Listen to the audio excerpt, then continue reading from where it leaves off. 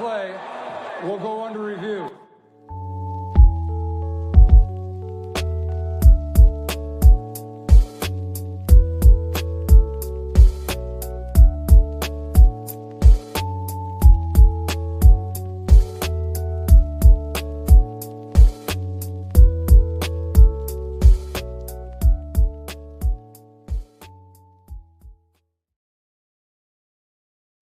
Happy Tuesday evening, everybody, and thank you so much for being here for this week's episode of Under Review. My name is Joe DeRosa, and you can find me on Twitter/X at @show_DeRosa. And unfortunately, this week's tagline is "It's Jover," because the Buffalo Bills season has come to a close once again at the hands of the Kansas City Chiefs, an outcome that many of us were hoping would not be the case in the team's fourth matchup with Patrick Mahomes and co. in the playoffs, but it unfortunately was yet another reality check for the team that has forced them into an offseason of reflection and more retooling and more decisions to be made. But with offseason talk, as saddening as it could be, it could still be a good time because there is a lot of opportunity for this team to correct course and finally be able to get over the hump next season. And that will be discussed as well as a reflection on this season and all the good and bad that came with it. And I can never do a show alone. Doing a show alone is no fun. But this person does think doing a show alone is fun, and he is great at it. In fact, he is one of my favorite people to listen to. He's one of my favorite people to have on this show because he is excellent and a welcoming, kind voice. You know his voice. My favorite blue ethereal floating orb, Mr. Bruce Nolan. Bruce, thank you so much for being here yet again on the show. I got to tell you, Joe, I think you're missing out on doing show by yourself. Now, I know that part of the reason why it doesn't matter as much to you is because you have to go live at the exact same time every week, and I don't. I can just go do whatever I want to do whenever I want to do it and don't have to work around anyone's schedule ever. I just hit record, I blather on for a while, I get done, I load it up, and I go, I mean, I don't know. I guess we'll just see. Like, I hope it's good. You think it's good? You know, okay, maybe not. And then the next day I listen to it when I'm in the shower and I'm like, oh man, past Bruce. That guy was an idiot. So it's a whole thing. You're missing out on part of the joy, which is just I click the button and there's no one there to stop me. Which means you just kind of start going and there's no one there. You don't get that little voice in your head that says, oh, I should bounce it back to the other person. Like that voice never goes off because there is no other person. And so you just start talking and it's a whole thing, man. It's a vibe. As Ron Beck says, the Bruce is loose, which I feel like is a good way to kind of summarize being able to go live by yourself and just let yourself flow. And I have done it a couple of times on the show, it not by choice, usually because I only have a guest for a certain amount of time. Like there was a last minute change where we only had him for 30 minutes or someone dropped out and I had to run it by myself. And it wasn't the worst experience in the world, but I just always prefer having a pal on, and you are my pal this week, Bruce. I appreciate your time, always your consideration. And unfortunately, the conversation is not about a Super Bowl this time. It is about yet another offseason of reflection and retooling for the Buffalo Bills. And we, to start this show, are really just going to go over the season and expectations from the offseason to what ended up actually happening to now. And your most recent episode, Bruce, I gave it a listen, and I was very much just to put it bluntly, I loved it for the reason that I love that you called out kind of off-season questions and how they were answered, or just things that people were kind of speculating on and how that was remedied, but how that conversation kind of gets glossed over because now the season's over and the most recent thing is a loss, which alters a lot of view. So I want to just spin this to you before we get deeper in the conversation, but more on your offseason expectations for the Buffalo Bills and what it's like now that the season's over. I mean, just how are you feeling? What are some things you want to convey about it? First off, I'd like to take a quick shot at my wife who picked the Bills to not make the playoffs in our prediction episode. So just a quick little receipt, just to prove that I do file the receipts on even the people that I love dearly. And I think for me, the conversation around the Buffalo Bills this offseason is going to be related to the conversation last offseason. So when the Buffalo Bills got ready to kick off the season for 2024, the narrative from a high-level national view of the Buffalo Bills was always about the names that they lost, right? Jordan Poyer, Micah Hyde, Tre'Davious White, Mitch Morse, Stephon Diggs, right? It was always those five and the difference makers that they quote unquote lost in the offseason, whether that's through release, whether that's through trade, whatever the case may be. That's the situation that we found ourselves in. And the reason why they cared about that is because at a high level, they associated names with difference makers, right? And if you lose that amount of difference makers, then who's left to make a difference for your team? So the conversation last offseason was, what do you do if you lose difference makers? Now, I fought against that fairly hard because I said, listen, Jordan Poyer, Micah Hyde, and Tre'Davious White weren't difference makers when we lost them.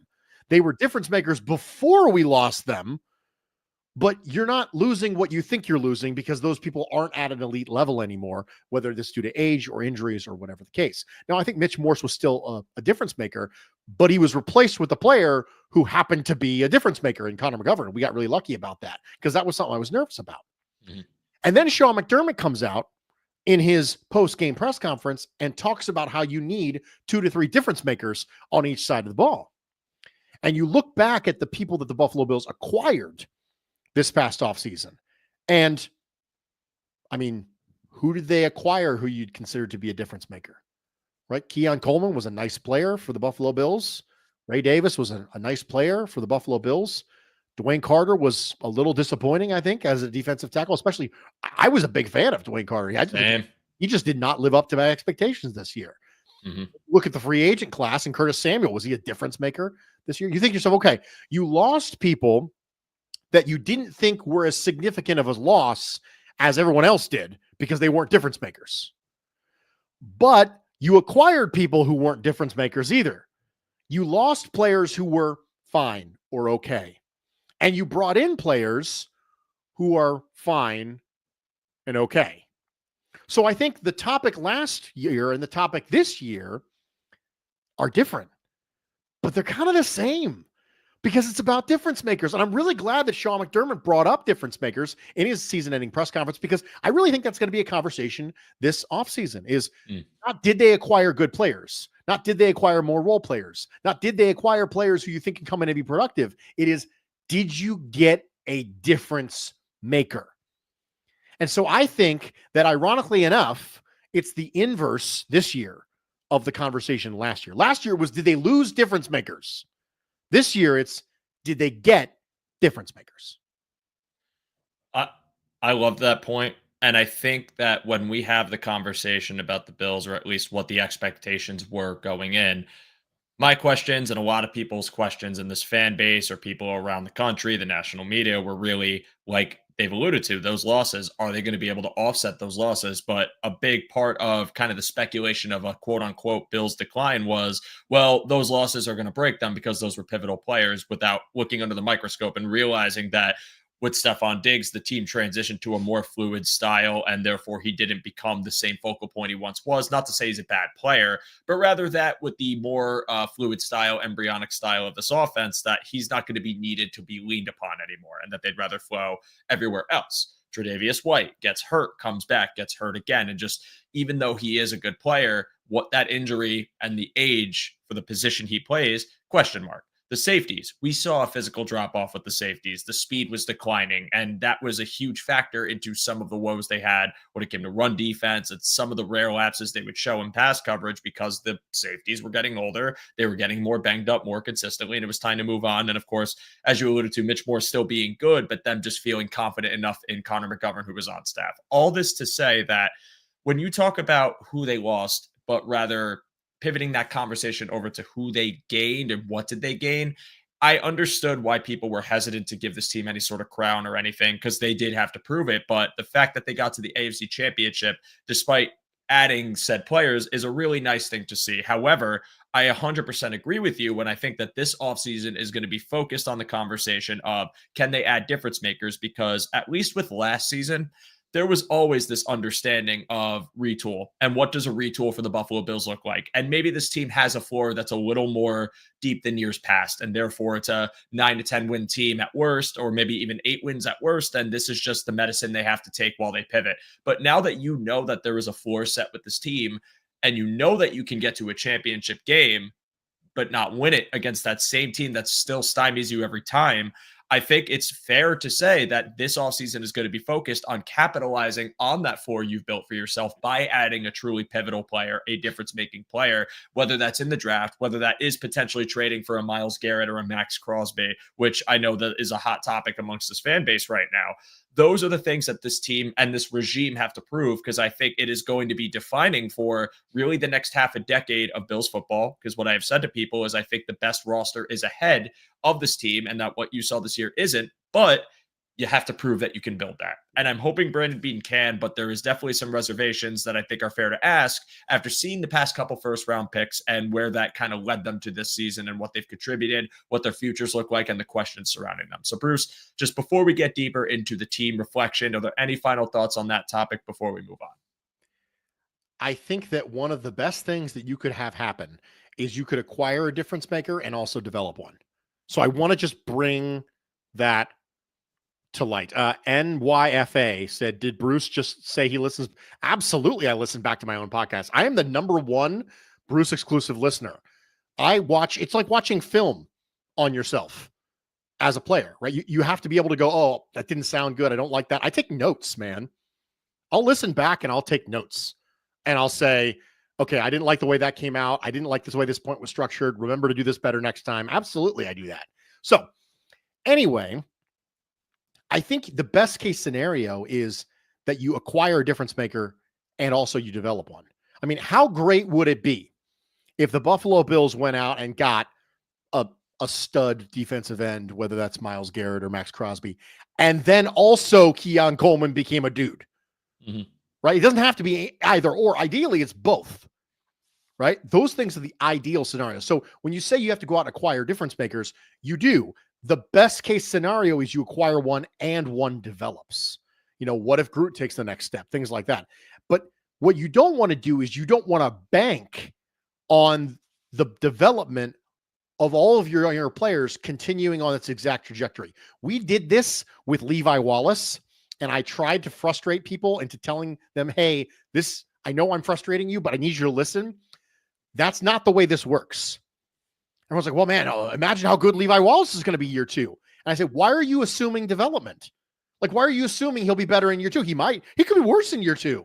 Like this idea that everything's always trajectory up linear for everybody. That's just not the way it works, folks. I'm sorry. Some people plateau after 6 games. Some people plateau after a year. Some people go backwards. Like that's linear development is not a thing. So for me, the ideal situation is you acquire a difference maker, but also you develop one. So I want to point that out there because difference makers come in lots of shapes and sizes, but you can't bank on your own becoming that. You have to go out and get one too. Yeah, and I'm guilty of doing this when it comes to draft discourse because you brought up Dwayne Carter earlier, and people who watch the show and people who follow me know I've championed that man's name, and I'm still very much of the camp that he could be a good defensive tackle in the NFL, and I think the conversation kind of hits its inverse when you talk about him, who had a not great year 1, but maybe year 2 is that jump for him, and if it's not, it's not, right? But also you could look at Dalton Kincaid as a good example of, well, look at year 1 where he sets the Bills rookie tight end receptions record and has really big flashes, but year 2 comes and, Joe Brady is now the full-time OC and he gets involved, but the blocking is still not great and he's not getting as many opportunities as you like him to see. Then he gets hurt, which obviously stymies his development further. And you could argue that year 2 regression came for him, not to say it won't be forward, but I like that point about not banking on it because I'm very bright-eyed with draft prospects in terms that when you take them, you kind of assume you're going to get the best out of them, but that's just not how it works. There are times where your class can have a lot of hits and it can actually work out, and some teams have lived by that, but it's not the world you can expect to live in realistically because there's so much variance and it's a crapshoot when you take people. So I do like the idea of, well, hey, it's probably better for your team to get a difference maker that has played in this league, played to the game speed, and has proven it consistently. And then the development becomes less consequential. But if you do actually pan out on somebody, you just two-folded your team and got 2 stars that elevate you so much further than where you've been. And I think that's a world the Bills can realistically live in this offseason, but we're going to have to see. But let's flip it over to our first topic, Bruce, and just talking about the team this past season specifically. And obviously, we've talked about floor ceiling. We have talked about all of these different factors. But I want to ask you, apart from just the difference-making component that we've talked about, what were the biggest takeaways you have taken from this Buffalo Bills team this season as far as their future and what you would like to see out of them next year and maybe could expect to see out of them next year?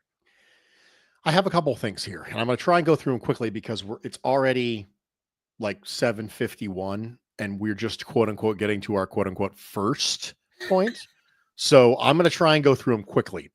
The first one is that if you have a good offensive line, you can be balanced. And if you can be balanced, you can lead to more points per drive, right? The Buffalo Bills were absolutely stellar in points per drive this year. And having Sean McDermott was right about that. He was right about having the ability to run the ball when you need to is extremely valuable. The Kansas City Chiefs, even when Patrick Mahomes was not lighting up the scoreboard with 400-yard games, were still number one in the NFL in offensive success rate. And it's because they have a good offensive line and they can still run the ball. So a balanced offense can lead to more points per drive, which is good. The second thing is something that I've said a bajillion times, and I'm not entirely sure why we forgot about it last year, and that is receivers don't make quarterbacks. Receivers don't make quarterbacks, folks. I don't know what to tell you. And I know this is really uncomfortable for you to hear, but I'm going to say it anyway. They don't do it for Josh Allen, and they don't do it for Tua, and they don't do it for Joe Burrow, and they don't do it for literally nobody. Receivers don't make quarterbacks. It's just there's no strong correlation between when a quarterback takes a jump because they got a good receiver, and then when the receiver leaves, they don't take this massive step back. It didn't have. Everyone said the same thing about Donovan McNabb when he got Terrell Owens, right? They said the same thing about Tom Brady when he got Randy Moss. Well, he was a game manager, but then he got Randy Moss, and it really took off, you know? And then when Randy Moss left, guess what? He was still awesome. Like, he kept being awesome. It's just the way it goes. The idea that Josh Allen was going to somehow just not be awesome anymore because he didn't have Stephon Diggs. People aren't paying attention. Receivers don't make quarterbacks. They can help make quarterbacks better, but they're not going to take a bad quarterback and make them good. It's just not a thing. Sorry. We said this all the time. With Drake London, we were all like, goodness gracious, what a talented player. Sure hope he gets a good quarterback someday. And then this year, he got reasonable quarterback play. Just reasonable. That's it. He got reasonable quarterback play, put up a bajillion yards, a bajillion touchdowns. Everyone's like, oh my gosh, Drake London's better than Garrett Wilson. Like Chris Olave. Yeah, we all knew that, man. Well, I don't know if we all knew that, right? We all thought strongly, the Falcons certainly did. They picked him over him. But we all thought strongly that Drake London was a really good player. We were just waiting on good quarterbacks. He can't elevate a bad quarterback to be good. So that's the first thing. That's the second thing. Receivers don't make quarterbacks. Number 3, the Bills' pass rush is still something that separates them from other top contenders, and not in a good way. Other top contenders have beasts and difference makers on the defensive line, and the Bills don't. The Bills have nice players. One of the things we're going to talk about next week is the separation of the 3 levels of dude. There's 3 levels. There's 3 levels of dude. This is the 3 levels of dude. Ready? A dude, the dude, and that dude. Those are the 3 levels of dude. The Buffalo Bills have always done a good job of finding dudes, right? The floor is very high for the Buffalo Bills, right? There are no really bad starters on this team, right? Like really abysmal starters. They're good at finding players who are a dude. And I would make an argument they've done a pretty good job of finding the dude, right? That guy's the dude over there. Like Matt Milano, that guy's the dude, right? I mean, Terrell Bernard is the dude. Christian Benford's the dude. What you're missing is that dude. You're missing that dude, which is the highest tier of dude. In the dudeness scale, the number 1, the S tier of dudeness is that dude. And ultimately, you need that dude. The Chiefs have that dude. Chris Jones is that dude, right? The Eagles have that dude. Jalen Carter is that dude, right? And Nolan Smith is becoming a dude. Like, don't look now, but Nolan Smith's becoming kind of a dude, right? And so these things are the things that separate the Bills' defensive line from the other defensive line. And while we're on the topic, we are going to have a conversation at some point about what I would consider to be weak link systems. The offensive line is a weak link system. The defensive backfield is a weak link system. The defensive line is not a weak link system. The goal is not to have the mean of your defensive line players being as high as possible. It's about having the ceiling of your defensive line players being as high as possible. So those are my takeaways. That was me trying to do that quickly, and I just dumped them all on you. So go ahead. I wrote them down. Don't you worry. And I'm glad I did, because I think they pertain to mine a little bit. They're a little similar. I'm going to start with what you said first and kind of correlate it to each. And when you talk about the balanced offensive line, that's a world I've wanted the Bills to live in for so long, because a few years ago, I distinctly remember that we had an offensive line that I always felt was like good, fine, but not great. And it really separated itself when it came to running offense, rushing offense, and their ability to do so, and their lack thereof when they played better teams. I think that offensive line will keep you in any game. I think that offensive line will always elevate your team to a baseline degree where they can be effective, especially when you have a quarterback like Josh Allen. And you saw that this season. And the balance that you refer to, which in a way got taken kind of out of control by portions of the fans who thought McDermott wanted to quote unquote neuter Josh and run the ball more, meaning he didn't want his quarterback to let it rip. And I thought it was actually, no, if we just develop this offensive line to just be good enough where we can run and pass out of it, then in turn we'll have fluid game plans where we can reliably run the ball if we need to, but also be able to throw, which I think they did numerous times this year. So I agree with you. And wide receivers don't make quarterbacks. I mean, that's just, to me, I just agree. I mean, you could even make the argument for Tyreek Hill this season, who we all know is as good as any receiver in this league still at his older age. But when he had to play with, Snoop Huntley and Skylar Thompson, it kind of just went in the toilet. I mean, I didn't have him in fantasy, but I saw plenty of people who had him in fantasy. And it's not to say Tyreek Hill wasn't getting other people open, but the production for him took a bit of a dip. And I mean, when you argue about quarterback development, like you said, I think it's helpful to have the receiver. I think Stephon Diggs helped Josh in the sense that he had a target he could throw to and maybe gave him a little more confidence. But Josh also developed. And this season was proving that he's still developed beyond having Diggs around and could still play to an MVP level without him. And I think OL, if anything, had more to do it with wide receivers. So to take these to kind of my point, which was, I think efficiency has been the best thing for Josh Allen's development as he gets older. As we're entering Josh Allen's late 20s, where he enters the era of more aches and pains and more likely to be experiencing some sort of ailment and injury. Even this past season, Bruce, when you talk about his hand injury and some of the other things he had to deal with throughout the season, and even the past 3 years, when you think of the shoulder, the elbow, that is not a list, at least that I think would just wash away and he'll be 100% healthy for the rest of his career. That's going to add up, and the damage and the dents are just going to continue to compile until it becomes something hard to overcome and slows him down or takes away his traits.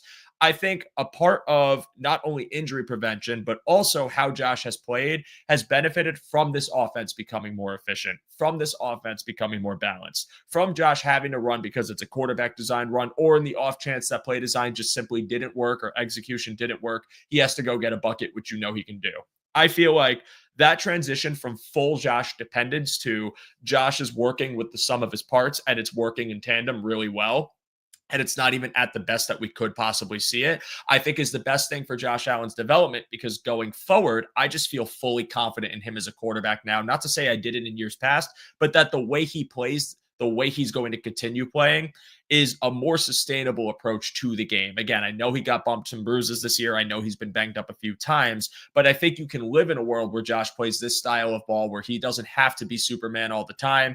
And therefore, when you get to age 33, Josh Allen, hopefully age 35, Josh Allen, you'll still be able to live in the same world where he's not doing anything wildly unsustainable. And if those Superman plays aren't as consistent, it won't burn you as much because it's not the world you have to live in all the time. So that was one point. You brought up the point about the defensive line, which is spot on, and I completely agree. I agree with everything you say, Bruce, and it's not because I'm just doing that to appease you because you're on the show. You're just making good points that, kind of share my belief. But I said the defensive philosophy, it can work, but in my opinion, it needs the personnel to make it special and separate themselves.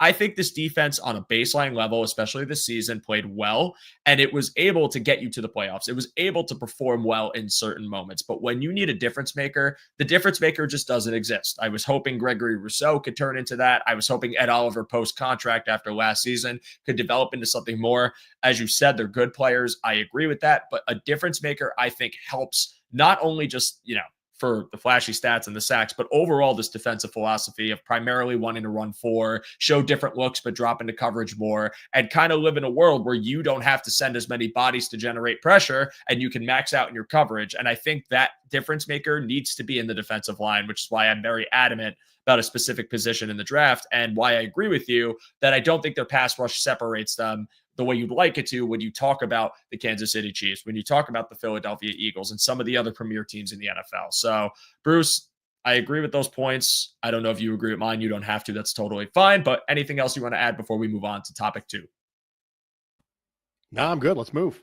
Sweet. So topic 2. So coaching staff. Obviously, Sean McDermott, after last season, and I have said this a million times on the show to a point where people may be sick of it, but I was one of the people who was out on him after the bad stretch. I thought, okay, this is falling apart. It might be time to move on.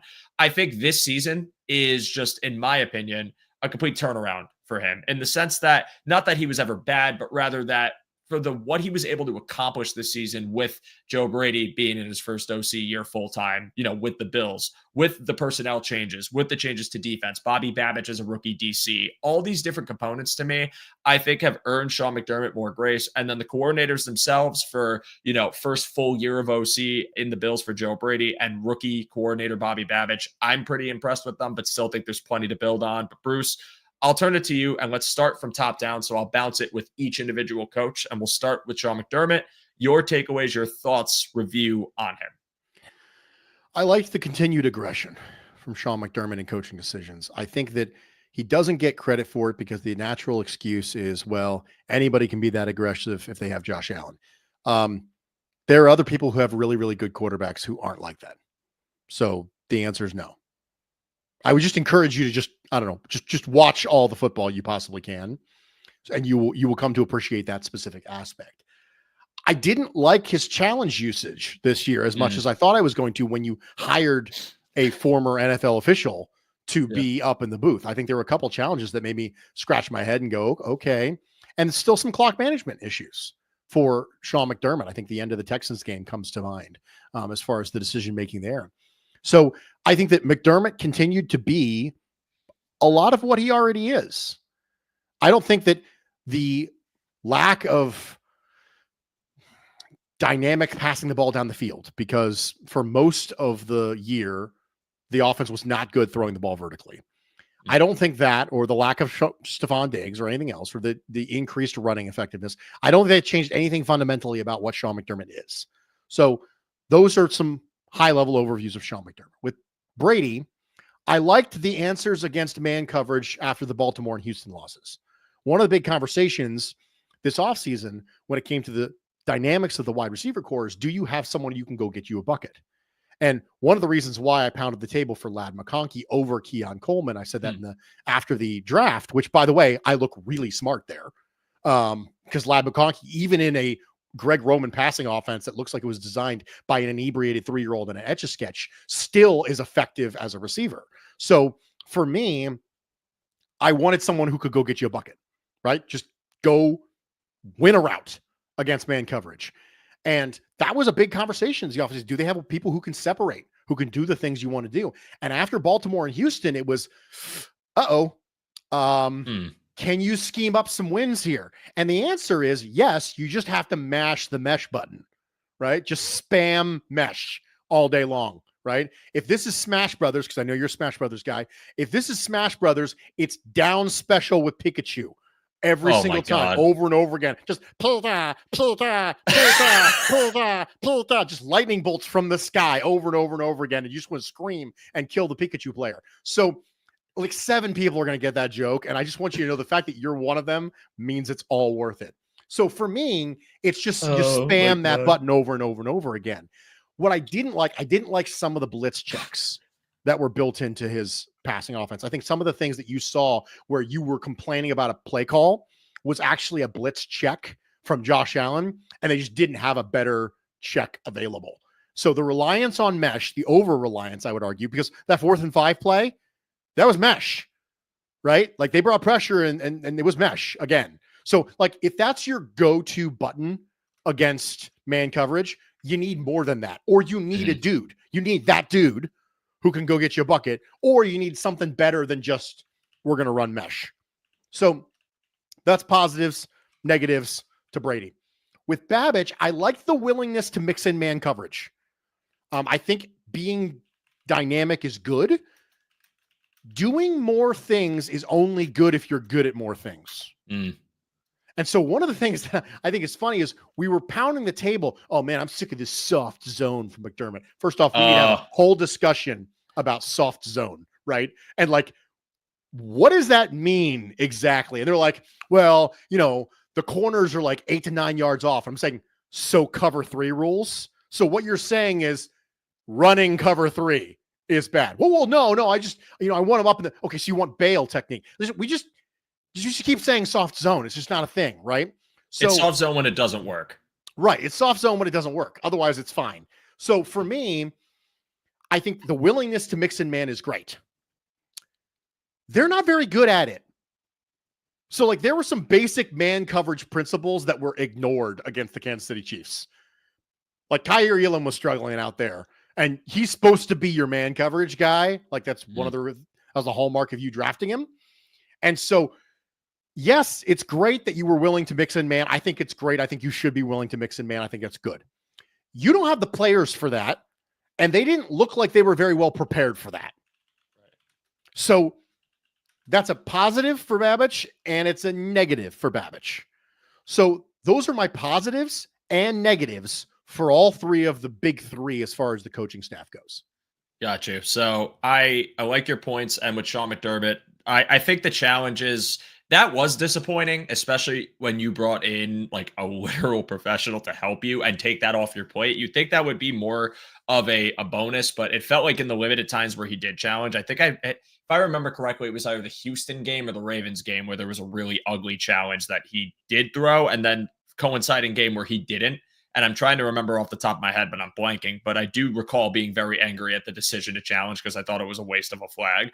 And I think that that's one of the things where you bring up Sean McDermott. It was more of the continued kind of gripes teams have had with him, or I'm sorry, fans have had with him.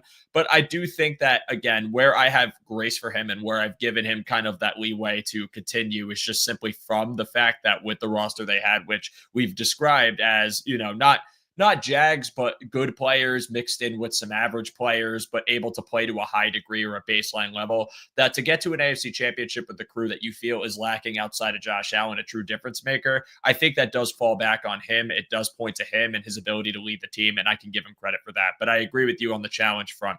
With Joe Brady has established an identity on offense. I absolutely love the way that he leaned into the strengths of what I feel outside of Josh Allen are the strongest positional groups, which are offensive line and running back, and that he wanted that to be not only the identity of the offense, but what you can build off of in terms of getting teams to respect your running game and being able to open things up later in a game, as well as being able to control a game methodically no matter what front you face, because in the back half of the year and in the playoffs, it is, seeing them go up against the Denver front, seeing them go up against Baltimore's front, and even Kansas City's front, and having rushing success.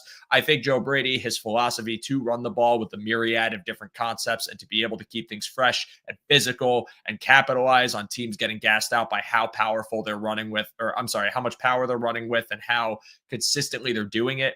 I like that they lean into that. But what I will say is, and this is something I've said so much, Bruce, play action. I want more of it. That's it.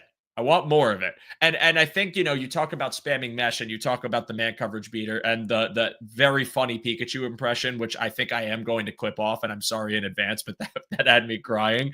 But I think that to me felt like you were confined in a box of, and you said this, do you have a guy that can go get you a bucket, a true separator? The personnel at that time that they were faced with that conflict didn't. So until someone develops, we got to run that. And it did work at times, but obviously you need to diversify it. And will he?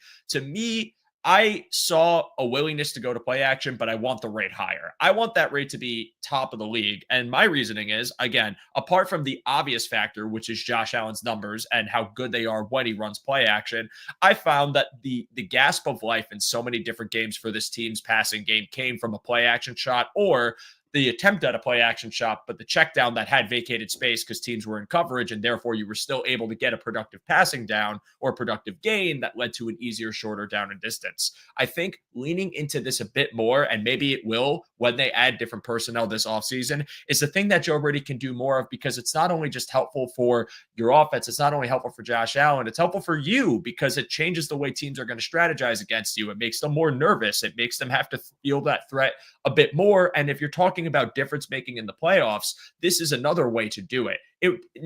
Game script, it might affect it. Certain defenses might affect it. I'm not oblivious to that, but I still feel like we could be ramping this up and doing it far more. And I will pound the table for that. And then with Bobby Babich, again, I'm totally fine with the man.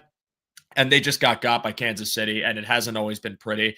I'm just someone who likes pressure, and I've said this in the past too. And again, this is partially personnel, but if you're going to live in a primarily four-man world where you want to send four-man pressures and win with four-man pressures or mix that up, I just simply think that with the personnel this year, it wasn't going to be effective enough, just given the fact that their four-man rush showed flashes, but not consistent enough, in my opinion. And I would have preferred an uptick in pressure, and not just Sims, not just creepers, but like legitimate, send them at the line and just go. And they weren't always good at that either. So I do kind of understand it. There were times where people got bullied into a block. There were times where people fell down. Even the push in the pocket was fine, but high-level quarterbacks were still making throws. I felt like the pressure percentage could go up significantly more and be a part of what you do well. Because again, having that dude and living off that dude is something that I'd love for the Bills to be in, but they don't have that dude. But also, if you don't, you got to somehow recreate the dude in the aggregate. And therefore, I would have preferred more pressure from Babich. And those are my takeaways as well. Bruce, I'll flip it back to you. Any final thoughts on that before we go into the back half and final topic, which is going to be our offseason needs on offense, defense? All right. So stop me if you've heard this before. The defensive line is something we probably need to talk about. I'm sick of talking about it too, guys. I'm sick of talking about it. I'm sick of talking about it. You're sick of hearing it. But sunk cost fallacy. Just because you spent on it doesn't necessarily mean that you're good. I mean, let me put it this way. If I need to fix my window and I pay $500 to have a guy come and fix my window, and he doesn't fix my window, do I just stop and go, well, guess that window wasn't meant to be fixed? Like, no, you do what you have to do to fix the window. It doesn't matter how much money you spent on it before. The window needs fixed. So for me, the defensive line is that. I cheated. I put defensive back so that I could put corner and safety in here, right? DeMar Hamlin is going to likely hit the open market. I would be surprised if the Bills re-signed Hamlin. I'd be surprised by that. I think that they brought in Bishop with the idea that he could season for a year and compete for a starting job next year. And so I think you probably need a backfill there. You probably need a safety. But in addition, Rasul Douglas is 31 and a free agent. And I didn't think they were probably going to re-sign him. And Kyer Elam has proven pretty quickly he's not the dude there. Yeah. It's time to just kind of say, yeah, you know what? Maybe not. Maybe both sides need a fresh start on that one. But you need a defensive back. You probably need two outside corners. Depends on how you feel about Jamarcus Ingram. And the third thing is, I still care about wide receiver. Nothing that I saw this year from Keon Coleman has moved me off my pre-draft opinion of Keon Coleman, which is that he's a nice player who I think is probably best as a power slot. And I think I compared him to Mohamed Sanu frequently. I said, that's a 500 to 700 yard possession receiver with good catching techniques and some yards after catch skills. And you can have a long, nice career based on that. But the ceiling is probably not that dude. So I want to go ahead and do that as well. I still want to look at wide receiver. I don't think they're going to. I don't think they're going to go back to the well the way I'd like them to. But that doesn't mean I'm not going to put it on my list. So for me, defensive line, defensive back, wide receiver. I'll start with the offense, and I agree with you on wide receiver because I think that they need another vertical threat, and I think they need another separator, and I think it needs to be someone who can rock the boundary and be able to separate on the boundary more consistently, draw the respect from defenses, and be able to have someone that can also simultaneously go get you a bucket, but also gain the respect of a defense, have to be carried, maybe be a piece that you threaten with motion, and hope that works. And I think that's something that, when they got rid of Diggs and they got Keon Coleman, I was curious about it. I was wondering if someone could be an upfield separator. I was optimistic it could be one of Samuel or Shakir, or even Coleman in his rookie year. It didn't end up being consistent enough to really make an impact, and I think that is something you do absolutely need. I For offense, I don't really have much else. I will say this. It wouldn't shock me if they do draft a running back or a tight end if they won for running back, don't want to pay Cook and decide that this will be Cook's final year, but to have someone waiting in the well and Ty Johnson walks and you just decide to draft in a very running back rich class. And for tight end, kind of the same for the future of Knox or maybe even possibly Kincaid if this doesn't pan out. Now, granted, you have the 5th-year option for Kincaid. You might have more time for Kincaid and maybe he develops well. It's a little early to pull the plug on him, but more so for Knox, I wouldn't shock me at all if they decided they wanted to go get another tight end, or in the off chance that one of Gilliam goes or maybe Morris goes and you just want to have the depth. I could see that. But when you talk about actual pressing needs, considering most of this offensive personnel comes back, I think the difference maker could lie in a separating receiver. So I agree with you, Bruce. I would like to see that. And there are options that you have in free agency that are fine. In the draft, there's good players in the draft. I don't think it's as big of a class as it was last year, but I'm certain that there is someone that could fit that profile, whether that's like a Jaden Higgins or a Jalen Royals, who might be able to give you that boundary separation that you're looking for. So when we go to defense, yeah, I wrote IDL, IDL, IDL, IDL, IDL, and then I wrote DE, DE, DE, DE back to back. And I think there's a few things here, but when you talk about interior defensive line, to me, the defensive line, as you described, and something I do agree with, is it's missing that difference maker, that dude. But I also think when you're talking about 4-man rushing being kind of the crux, you look at some of the teams that have been able to do it and how they get away with it. And I think a lot about how the Jets kind of primarily, with Robert Saleh there, tried to make kind of the crux of their scheme. Like, we have good ends, but we have Quinnen Williams, who is a difference-making DT, who is that dude. And then we'll just drop into quarters because this 4-man can hit home, and it makes it very difficult to navigate against. And even got the Bills at times when they were trying to go for more long-term, one-developing routes, deeper passing options. I think that, to me, it starts in the interior. I know there's differing opinions on that, and getting a premier edge rusher would be fantastic, but if you can clog up the middle with the dude who can just take on double teams consistently, not get pushed back, have a great anchor, be able to move in the pocket even if he's getting double, but also generate pass rush push, which is a lot to ask for from that position, I think that fundamentally just changes how teams are going to attack the Bills and make them respect that push from the interior. And in turn, it makes your 4-man pressure so much more respectable, and it makes blitzing off of that even more deadly because you do have to deal with that dude, kind of like how the Chiefs have that dude in Chris Jones, and Spags lives off of you trying to worry about him because he'll just, blitz a linebacker, blitz a corner, send a 6-man pressure, and you have to account for somebody, and it's going to cause trouble, whether that's just affecting the play at a baseline level of hurrying your quarterback up or hitting home and causing a sack and ruining the whole play entirely.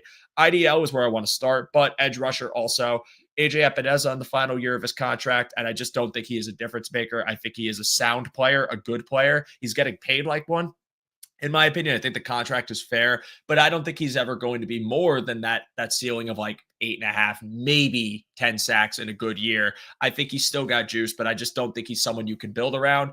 And with Gregory Rousseau, he's still a young player. I spoke very highly of him this year. I think he has developed in a lot of ways, and he's an all-around player. But I still think with the worry of Vaughn going and AJ going, that you need to complement him with another edge rusher. And that's who I would go for, is just whether you can get one in the draft or if you can make that trade for a Garrett with a feasible pay, a feasible amount of picks and capital that you're giving up. I would like to see it. I don't know how realistic it is, but those are my two primary ones. And I didn't put DB on this list, and the whole reason is I actually forgot to. So I'm really glad you brought up corner. Corner's a huge need. it is a huge need because Kyer Elam just simply didn't develop the way you wanted him to. I thought this season was the prove it year, and he did not prove it, unfortunately. Russell Douglas is older and is likely going to be gone. You are probably losing Damar Hamlin, and while I like a starting safety tandem of Cole Bishop and Taylor Rapp, I do think you have to add in another body and a younger body in the off chance that either Taylor Rapp gets hurt or the duo just doesn't work well and you need another body to try and get some development and hopefully some upside out of. But boundary corner is a big concern. It seems to be a concern like every other season. They got to find some bodies there, and I do think there will be allocation in free agency and the draft to find for this roster for that defense. So Bruce, I will spin it back to you. Anything you still want to bring up when it comes to offseason needs that we might not have touched upon? I think we pretty much covered all the major ones. I mean, obviously there's going to be other things that come up as far as specialist roles, niche players, depth, things like that. But as far as the things that people will primarily be talking about, I think we covered it. Yeah, no, I agree. And it's incredibly disappointing that they're at this point again with IDL, DE, like being a concern. The one thing I've seen flipped around, which I do think there's some merit to the conversation, kind of going off the script here, Bruce, but some merit to the conversation about Brandon being in the first round and that being the justification for setting the first round pick for like this year and maybe even next year to go get Myles Garrett. I personally think that you described the sunk cost fallacy, and I think it's a good way to put it. Just because we've been attacking with first round picks and they haven't worked out, it doesn't mean you stop. But I am curious to hear about your opinions just on the potential of that trade and where, what side of the fence you're on with a potential Myles Garrett trade. Are you team get him at all costs? It doesn't matter. He's that good and he will be that good and we're good. Or are you a little more hesitant? I'm very curious about your opinion on this. I don't believe in the phrase at all costs. Like, do you think about that phrase, right? At all costs, right? I'm a very literal guy. So think about what the actual thing means when you say at all costs. All right. So I'll take your entire draft for the next 3 years. Like at all costs? Really? All costs? I mean, think about the amount of people in your life you would do all costs for. Okay. Are you ready? My wife. No, that's it. Like that's it. That's the extent of people who could qualify for all costs. So for me, I don't believe in all costs. So no, I'm not a get Myles Garrett at all costs. However, if you told me you dropped a 1 and 2 2s or 2 1s and a 3 or something like that I wouldn't blink an eye for Myles Garrett. I get it. I understand completely. If you told me you sent a 1, a 4, and a future 3 for Max Crosby, I'd be like, yeah, all right. That's fine. I get it. It was the exact same thing with Stephon Diggs. It was the exact same conversation as it is with Stephon Diggs. Because for me, I get it. You want a known quantity at a position of need that you think's a difference maker, and you're willing to pay for age and cap to do that. So I'm fine. I'm on board with that. I am not a huge, big swing of the guy. I don't think it's that big of a swing. It's just a very normal thing that people do is trade a 1 or a couple of 1s for a star player. The Seahawks traded 2 1s for Jamal Adams. Oh, guys, this stuff happens. And I said that the Seahawks got fleeced and people were not happy with me about that. I was right, but this is just the thing people do. Like, I don't think it's that, I know this sounds crazy. I don't think it's that big of a deal. And when I say it's not that big of a deal, I don't mean it wouldn't be impactful to the Bills. I mean, people trade 2 1s or a 1 and a 2 for players. Like that happens all the time. So like, this is not insane. Like, so go do it. Yeah. I'm not, that absolutely doesn't cause me any heartburn at all. So if that's what you need to do, go do the thing. Yeah.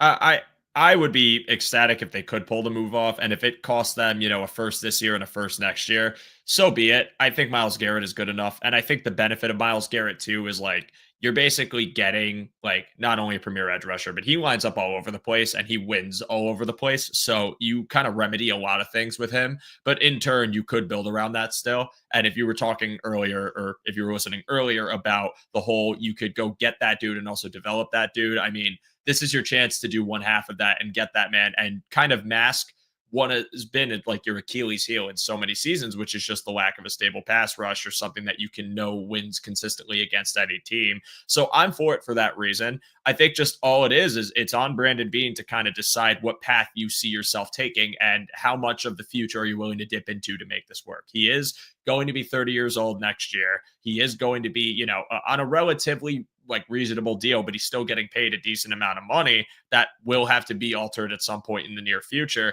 I feel like with Myles Garrett, it's just that decision to go after him, to make that trade and potentially get him, tells me they are in, despite the fact that they are still going to be able to pick, more of a I want to win this right now. And I think we can. And I feel like we can compromise some future if it means that we get this premier player. And I just hope it works out. And in, the same way I say, don't say you don't want him to make a first round pick because you don't think he's good at it. It's kind of the same. I'll say, like, don't be scared off from the fact that it could be a really good player coming to the Bills because the Von Miller contract didn't work out. It's a different scenario. And I know it was also an edge rusher, but Von pre-injury was also balling out and then gets hurt. And it kind of altered the course of what that free agency signing looked like. And I think with Myles Garrett, you can't anticipate an injury. It could still be a premier player, all world talent for this team that I'm definitely on board with. And I think the Bills will be interested and try to tap into. So Bruce, I think we did a good job of getting through this,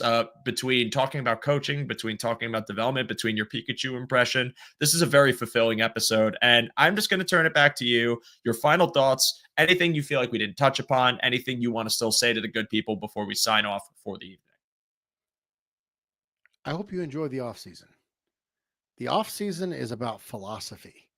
It's about roster building philosophy, and I really would like it to be that and not be about just the last thing that you saw.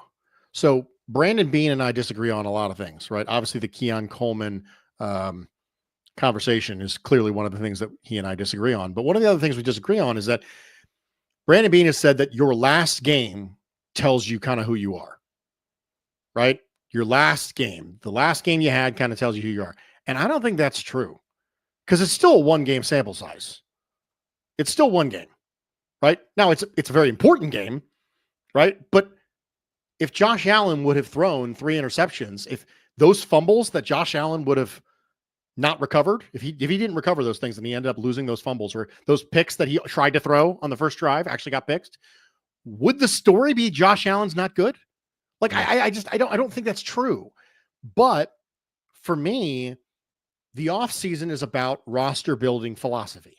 It's about the way that you go about constructing your team. Patrick's right. It's far less stressful than the playoffs. But don't let the fact that you lost to the Chiefs and the fact that you lost the Chiefs again and the fact that you're going to be on social media and the answer to every single one of your opinions for someone who doesn't like it is going to be, ha ha, you lost to the Chiefs again. Like, don't let that stop you from enjoying the offseason. The offseason is still fun. It's fun because you get to talk in abstracts and you get to talk about hypotheticals and you get to talk about tweeners and you get to talk about, positional value and BPA. And this is good stuff. Don't let the nonsense stop you. Now, thankfully, the Bills beat the Ravens, so we don't have to hear it from Ravens fans for the offseason, which is very, very nice. I enjoyed that. I actually think that I was more stressed out about the Ravens game than I was about the Chiefs fan, just because I didn't want to listen to Ravens fans on social media for an entire offseason. Yeah, so same here. When Lamar Jackson wins the MVP, we can just go, yeah, I mean, that's cool. Still can't get past the Bills in playoffs, but the Bills have become to the Ravens what the Chiefs are to the Bills. So my encouragement would be enjoy the offseason. It's a time for philosophy. Don't get hung up on the last game as being the only thing that you can focus on for the next 8 months, because that's not healthy and it's not very much fun. And this is supposed to be fun. So let's have it be fun. I agree. I like fun, Bruce. And I like that point because I do think it is supposed to be fun. And I think we can have fun when we have discussions. And the offseason, for every bit of how do I describe this? Every bit of negativity you see, you also see plenty of people just trying to talk ball and have a good time. And those are my favorite discussions.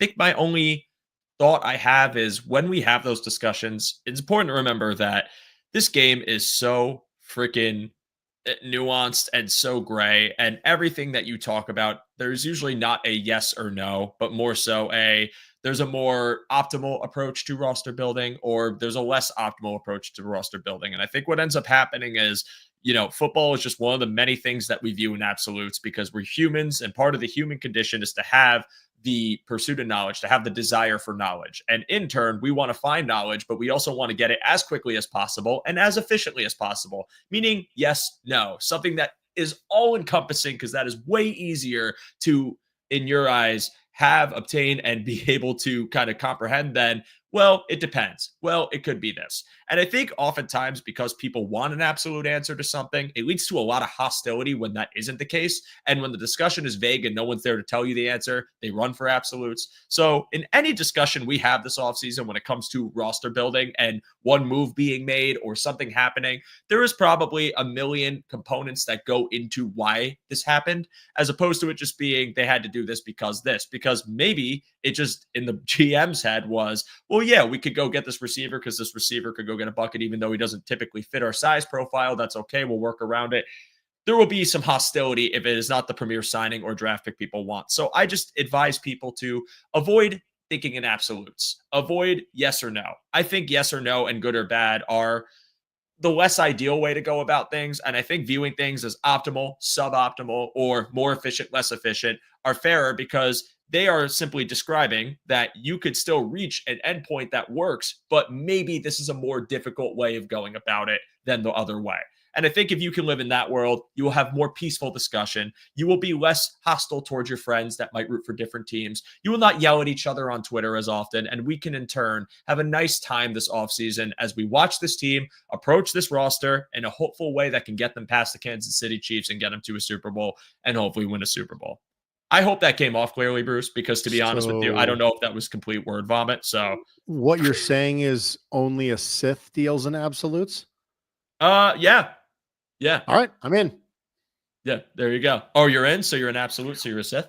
Well, the hilarious part is that the phrase only a Sith deals in absolutes is in and of itself an absolute, which is kind of ironic when you think about it. But yeah, no, I'm in. Yeah, I appreciate that. Well, Bruce, I appreciate that you were in for this episode. Again, your time is greatly appreciated. You are one of my favorite people to have on here. And I encourage you to let the good people know, if they do not already, where they can find you, what you got going on, and just, those two things. You can find me on social media at Bruce Exclusive, and my show, The Bruce Exclusive, drops every Thursday on the Rumblings Podcast Network. You can just search The Bruce Exclusive wherever you find your podcasts.